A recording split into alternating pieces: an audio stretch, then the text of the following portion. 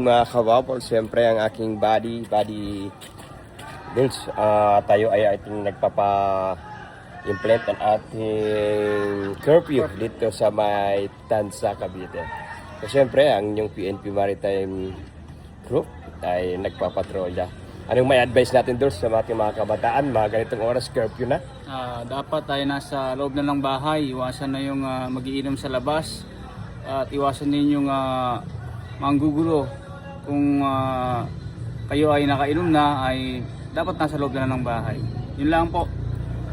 So yun no mga kababol. Siyempre sa mga magulang naman, ang ating kayamanan, ang ating mga anak, kaya pinapairal natin ang ating curfew para bantayan din po natin, para makaiwas po sila sa mga gulo.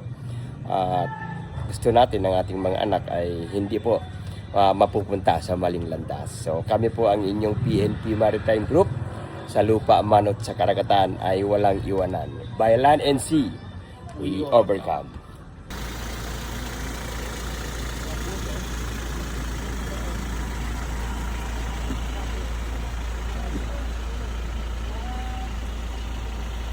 Yan po ang aming kasamahan, no? Sa mga bawsi, yun, siyempre. So, hindi lang po sila babae. So, babaeng matapang. So, tayo po ay nagpapa-implement ng ating curfew. So, ano ba yung mga panawagan natin sa mga kabataan at saka sa mga magulang? So, bakit natin pinapairal ang ating curfew dito po sa may Tansa, Cavite? Para po maiwasan po yung gulo pag sa gabi, dapat ang mga magulang, yung mga anak nila nasa loob na. Yun, para sa kanilang seguridad. Ano po, mami? Yan. Pangalagaan po nila ang kanilang mga anak, lalo na po mga minor de edad. Yun, mga menor de edad ha, kailangan. Kailangan po.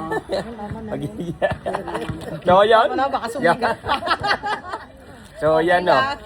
So, kami mga kababols, magkikita mo kami sa daan ngayon, ano. So, maging tulad ng sinabi ng ating mga pulisya. So, ang ating pong anak, yan po ang ating pinakakayamanan sa lahat. Kaya alagaan po natin sila, ano, wag po natin.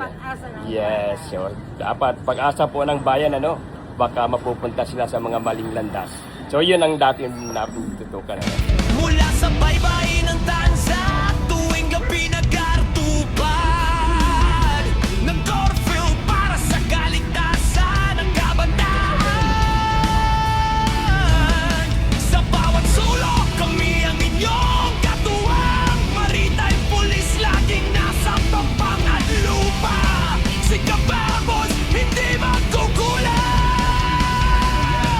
Pagpatak ng dilim, kami roronda na sa dalampasigan at sa kalsada. Bitbit ang tungkulin, puso ay tapat.